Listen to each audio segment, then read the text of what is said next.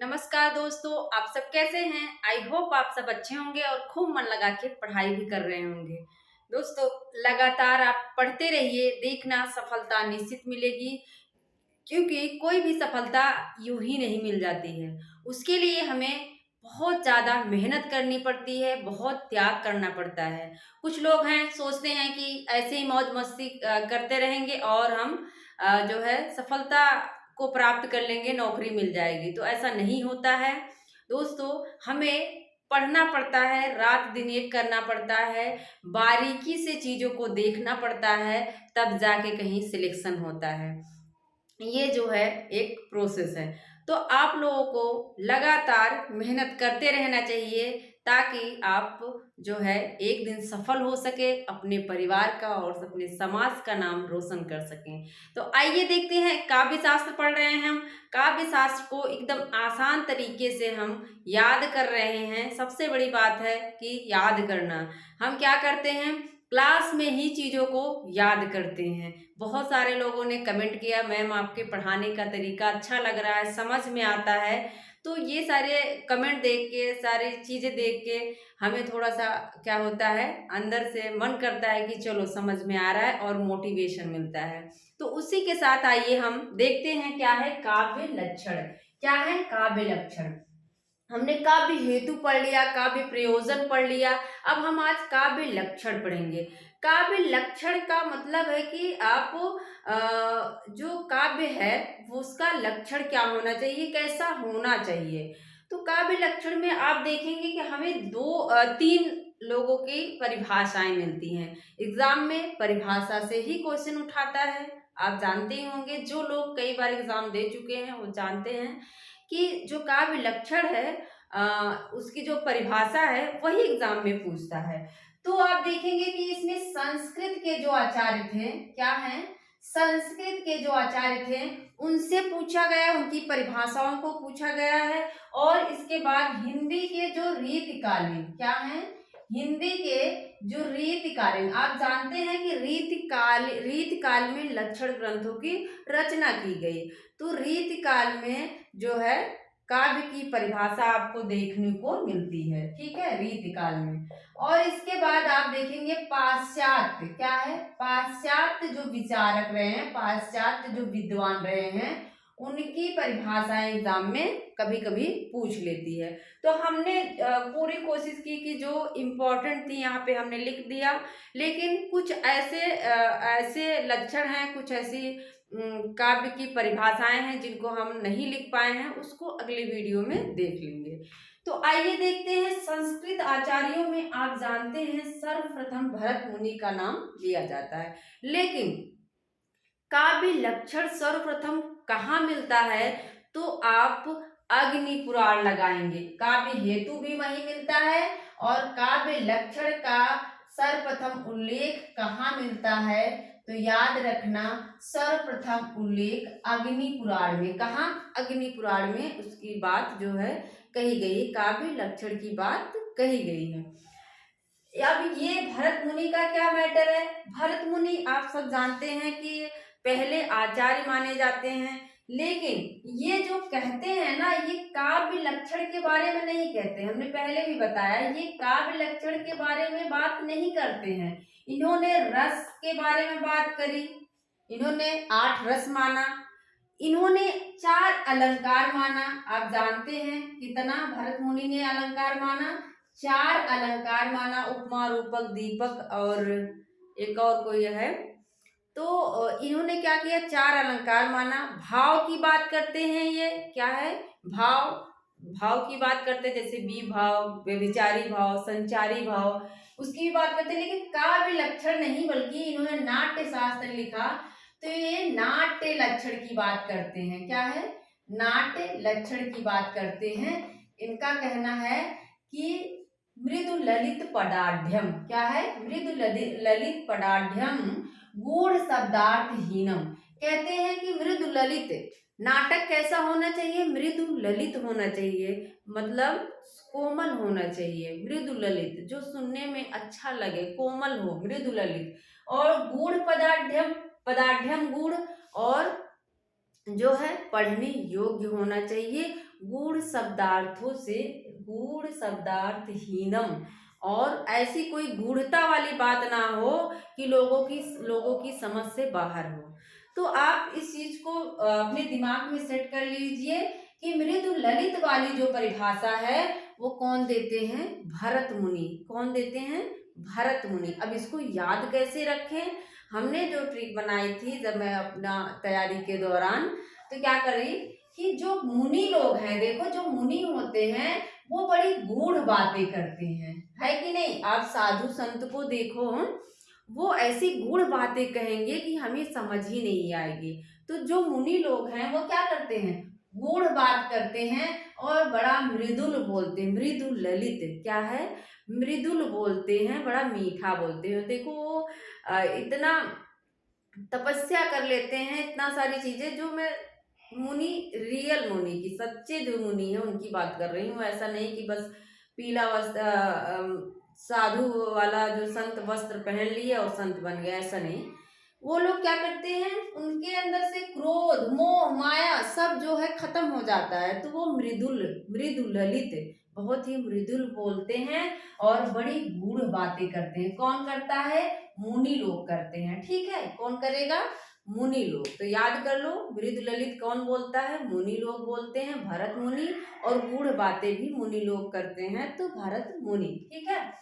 इसके बाद दूसरे नंबर पर जब जो आते हैं, इन्होंने इस अग्नि पुराण के बाद जो विद्वान आएंगे वो भामा आएंगे। सर्वप्रथम विद्वान अगर पूछता है किसने काव्य लक्षण की परिभाषा दी, तो भामा ने दिया था। किसने? भामा ने दिया था। लेकिन सर्वप्रथम उल्लेख किस ग्रंथ में मिलता है? तो अग्नि पुराण में मिलता है। इसको याद रखिएगा। तो भामा को हमने क्या किया है? हमेशा मुंह को याद करवाया। हमने अभी कल ही पढ़ाया था भामा को मुंह से। कल नहीं, हमने काव्य हेतु में बताया रहा होगा, गुरु उपदेशा अध्येतु। तो गुरु उपदेश कहाँ से देते हैं? मुंह से देते हैं ना। तो गुरु उपदेश मुंह से मतलब भामा से। तो भामा क्या कहते हैं? शब्दार्थो सहितो काव्यम। इनका कहना है कि शब्द और अर्थ क्या है? काव्य है। शब्द और अर्थ जहां पर हैं वही क्या है? काव्य है। ऐसा नहीं कि कोई भी शब्द उल जुलूल लिखते जाओ, उसमें कोई अर्थ ही ना हो, तो वो काव्य नहीं होगा। कहने का मतलब है कि जहां पर शब्द हो और उसका अर्थ भी हो, तो वही क्या है? काव्य है। अब इसको याद कैसे रखें? हमने तो रिलेट कर लिया था। इनकी छोटी सी परिभाषा है, शब्दार्थो सहितो काव्यम।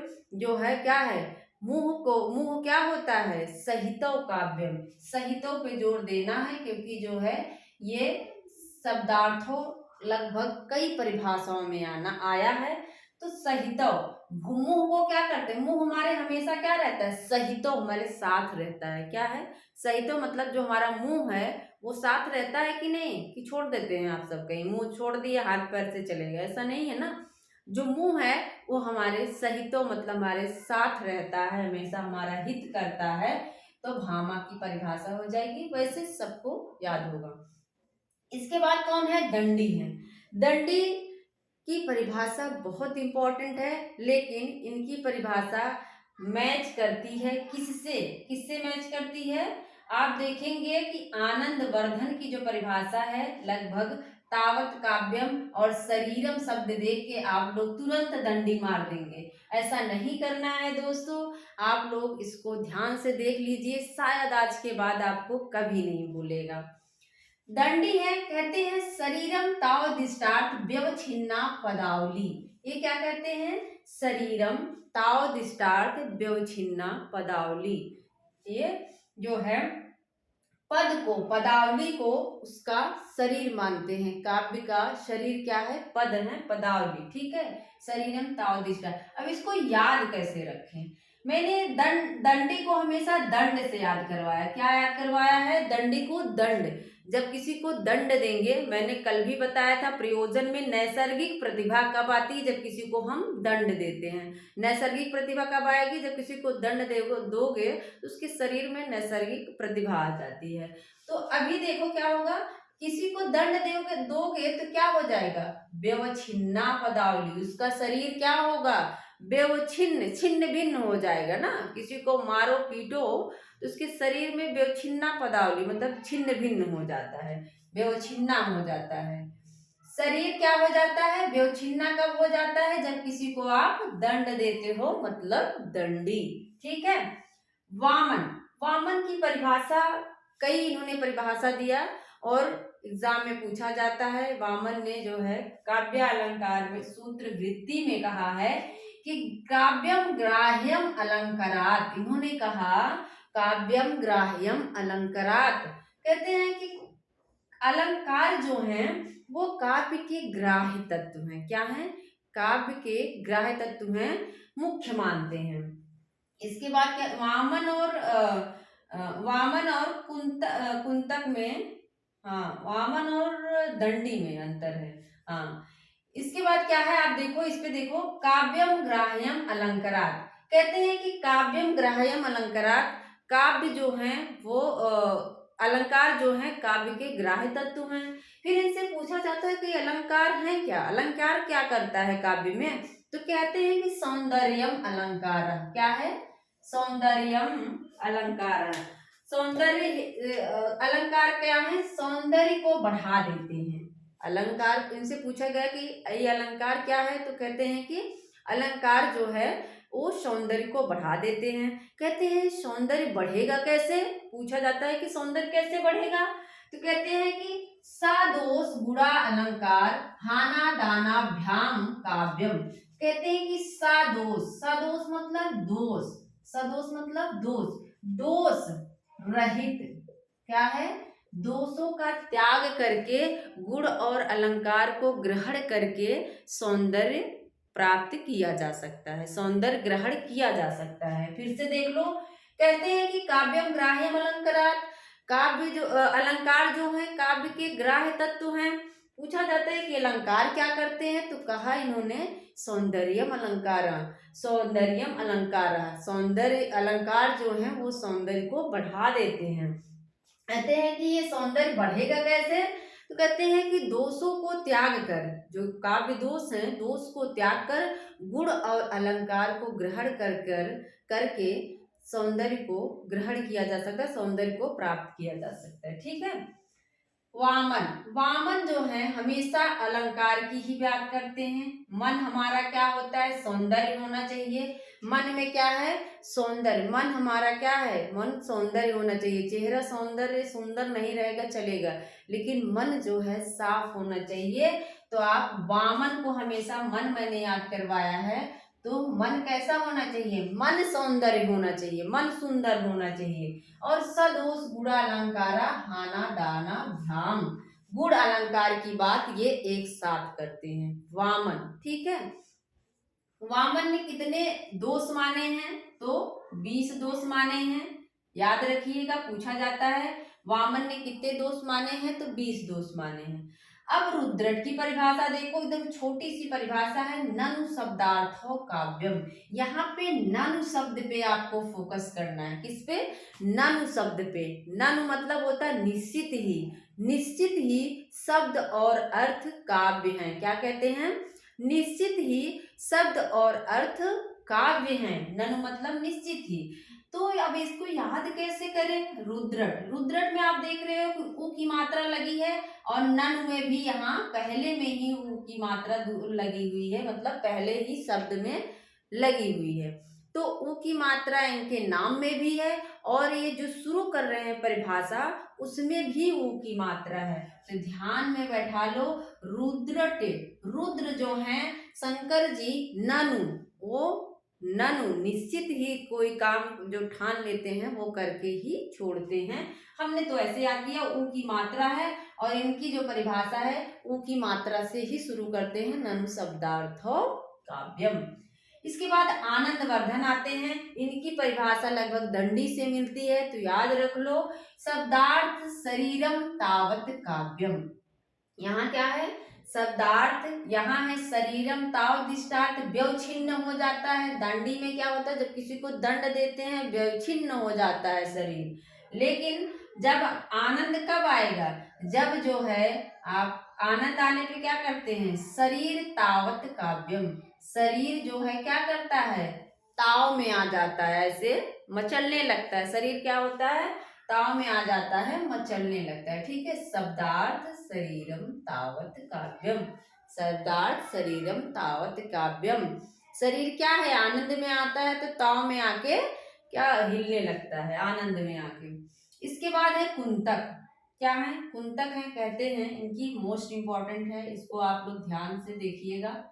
शब्दार्थों सहित वक्र कवि व्यापार सारणी। इन्होंने शब्दार्थों सहित जो है किससे ले लिया, भामा से ले लिया। इन्होंने कहा शब्दार्थों सहित भामा से ले लिया, और उसके बाद क्या जोड़ते हैं, इन्होंने कहा वक्र कवि व्यापार सारणी। वक्र, वक्रोक्त संप्रदाय के प्रवर्तक कौन है, कौन है, वक्रोक्त के कुंतक हैं, वक्रतुंड कौन है, कुंतक है।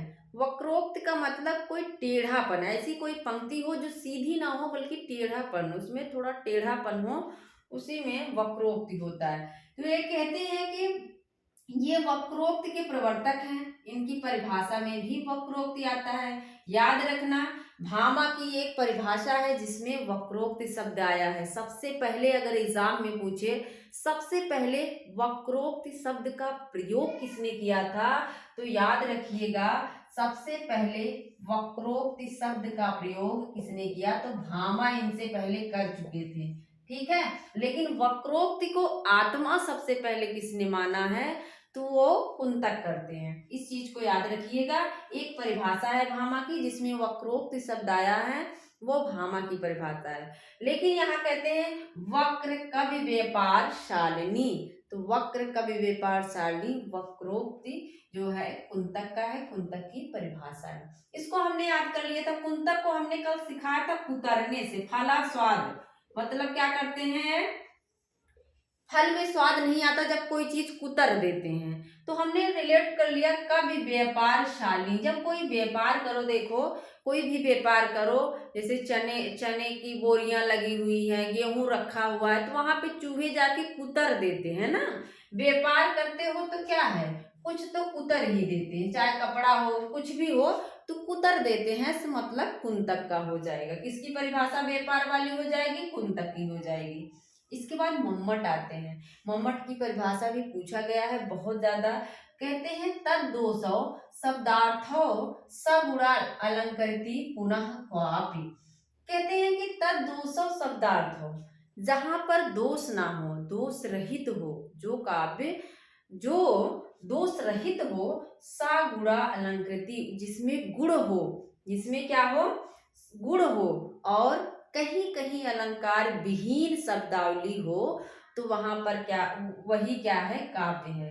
कहने का मतलब इनका कहना है कि शब्द अर्थ हो, गुण हो, लेकिन अलंकार नहीं भी है, तब भी वह काव्य कहलाता है। और मम्मट की ही परिभाषा का जो है जवाब देते हुए जयदेव ने भी कुछ, जब जयदेव ने कहा है, उन्होंने कुछ ऐसे कुछ परिभाषा दिया, अभी याद नहीं आ रहा है, उन्होंने, उनका कहना है कि अगर कोई काव्य अलंकार विहीन मान रहा है तो फिर क्यों ना आग को उष्णता विहीन मान लिया जाए। कहने का मतलब जिस प्रकार आग को उष्णता विहीन नहीं माना जा सकता, उसी प्रकार अलंकार को भी कविता को भी, काव्य को भी अलंकार विहीन नहीं माना जा सकता। तो ध्यान रखिएगा, इनका विरोध किसने किया है, तो जयदेव ने कहा किया है, क्योंकि जयदेव क्या है, अलंकारवादी हैं। मम्मट क्या है, ध्वनिवादी हैं, याद रखिएगा। मम्मट क्या है, ध्वनिवादी। तो मम्मट को मैंने रिलेट किया, देखो इनके नाम में भी डबल शब्द आया है, इनके नाम में भी क्या है, दूसरे नंबर पर दोनों माँ है, और यहाँ पे भी आप देख रहे हो दोनों दा है, मतलब एक आधा है एक पूरा है, और यहाँ भी क्या है, माँ है। ऐसे भी याद कर लो। और मम्मट को मैंने कल मम्मी याद करवाया था, तो मम्मी को आप पुनः पुनः कॉपी करते हो, पुनः पुनः क्या करते हो, बुलाते हो। मम्मी एक बार नहीं सुनती, मम्मी दोबारा सुन, मम्मी चिल्लाते हो ना, तो वैसे ही पुनः पुनः किसको बुलाते हो, मम्मी को बुलाते हो, और किसी को नहीं। पुनः पुनः किसको बुलाओगे, मम्मी को बुलाओगे। और तब 200 भी आया है, दोनों दो दा हैं, और नाम में भी दो अक्षर हैं। ठीक है, इसके बाद आप देखिए हिंदी के जो आचार्य हैं, जिनका एग्जाम में पूछा जाता है, कहते हैं महावीर प्रसाद द्विवेदी कहते हैं कि अंतःकरण की वृत्तियों के चित्त का नाम कविता है। क्या है, एग्जाम में बहुत ज्यादा पूछा जाता है, बच्चे कंफ्यूज होके आचार्य रामचंद्र शुक्ल लगा के आ जाते हैं। तो याद रखिएगा, अंतःकरण की वृत्तियों के चित्र का नाम जो है कविता है। अंतःकरण में कौन दिखाता है, महावीर प्रसाद द्विवेदी, महावीर दिखाते हैं ना। महावीर जब हनुमान जी क्या करते, अंतःकरण में अपने दिखाते हैं कि राम सीता कहाँ हैं, उनके अंतःकरण में है, बाहर नहीं दिखाते, अंतःकरण में है। तो महावीर, महावीर किसकी बात करते हैं, अंतःकरण की वृत्तियों की बात करते हैं। बाल कृष्ण भट्ट साहित्य जन समूह के हृदय का विकास है। इनका इसी नाम से एक जो है निबंध भी है, तो याद रख लीजिए, साहित्य जन समूह के हृदय का विकास है। देखो, जन समूह के हृदय में कौन है, जन मतलब लोग, लोगों के हृदय में ज्यादातर कौन है, कृष्ण है, बाल कृष्ण, उनका बाल रूप दिखाई देता है ना।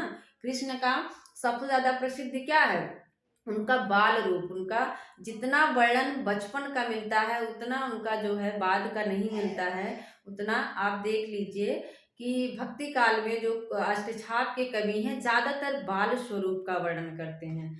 तो बाल कृष्ण किस कहाँ हैं, सबके जन समूह के हृदय में है। कहाँ है, जन समूह के हृदय में है। प्रेमचंद कहते हैं साहित्य जीवन की आलोचना है। प्रेमचंद कहते हैं साहित्य जीवन की आलोचना है। अगर आप देखो प्रेम करोगे तो आपकी जीवन की बड़ी आलोचना होगी ना। कोई भी गांव, अभी शहर में तो ठीक है चलता है, लेकिन गांव में कोई भी अगर प्रेम कर लिया तो बड़ी आलोचना होने लगती है अगल बगल में। तो वही है कि प्रेमचंद जब प्रेम करोगे तो क्या होने लगेगी, आलोचना। तो किसकी परिभाषा हो जाएगी, प्रेमचंद की। केदारनाथ सिंह का बड़ा पूछा जाता है, कहते हैं कि मुंह में बचे हुए चावल के स्वाद को कुछ अदृश्य कंकड़ियों के हस्तक्षेप से बचाने का नाम कविता है।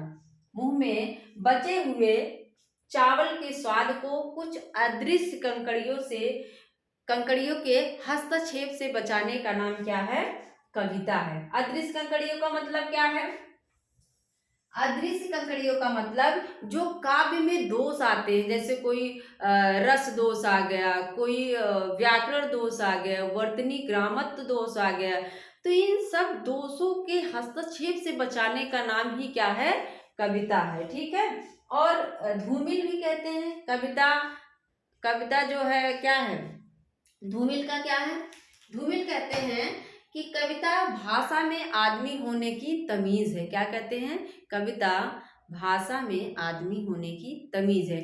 ऐसी कुछ परिभाषाएं हैं जिसको हम अगले वीडियो में फिर से आप लोगों को दे देंगे।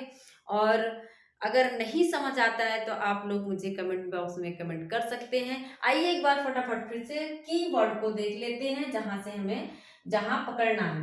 मृदु ललित कौन होता है, मुनि होते हैं, गूढ़ बातों को मुनि लोग बताते हैं। और मुंह क्या करता है, मुंह को अपने साथ लेके चलते हो शब्दार्थों सहितो काव्यम। और दंड जब देते हैं तो शरीर व्यवच्छिन्न हो जाता है, बेछिन्ना पदावली। और फामन, मन में क्या चलता है, सौंदर्य, मन कैसा होना चाहिए, सौंदर्य होना चाहिए। और गुण अलंकार की ये बात करते हैं साथ साथ में। रुद्रट कहते हैं ननु शब्दार्थ हो, रुद्र भगवान जो रुद्र हैं शंकर जी, वो ननु निश्चित ही कोई काम करते हैं, ऊ की मात्रा है नाम में भी देखो और यहाँ इनकी परिभाषा में भी। आनंद कब आता है, आनंद आने के बाद क्या होता है, शरीर जो है तावत करने लगता है, ताधीन ताधीन करने लगता है, शरीर तावत काव्यम। कुतर देते हैं, कोई व्यापार करता है तो कुतर देते हैं, चूहे कुतर देते हैं। वक्र व्यापार, वक्र कवि व्यापार शालिनी। मम्मट क्या करते हैं, मम्मट के नाम में भी आधा आधा शब्द है और इसमें भी आधा वर्ड है। 200 शब्दार्थ हो, सगुणालंकृति, पुनः क्वापि, मम्मी को आप पुनः पुनः बुलाते हैं, पुनः क्वापि। महावीर के अंतःकरण में कौन है, राम है। अंतःकरण की चित्त की वृत्तियों की चित्र का नाम कविता है। बाल कृष्ण क्या है, सबके जन समूह के हृदय में निवास कर रहे हैं। प्रेम करोगे तो आलोचना होगी। और केदारनाथ सिंह चावल की बात करते हैं, मुंह में बचे हुए चावल के स्वाद। देखो जब आप केदारनाथ जाओगे, इसको तो हमने बताया जब केदारनाथ जाओगे तो आप क्या करोगे, चावल वावल लेके जाओगे ना, चावल लेके जाओगे, अपना स्वाद लेना है भाई।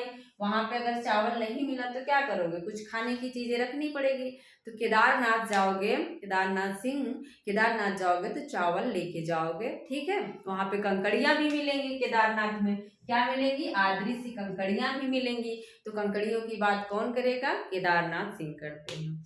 तो मुझे लगता है दोस्तों आप सबको याद हो गया होगा, और ऐसी वीडियो आपको देते रहेंगे। मिलते हैं अगले वीडियो में। Thank you.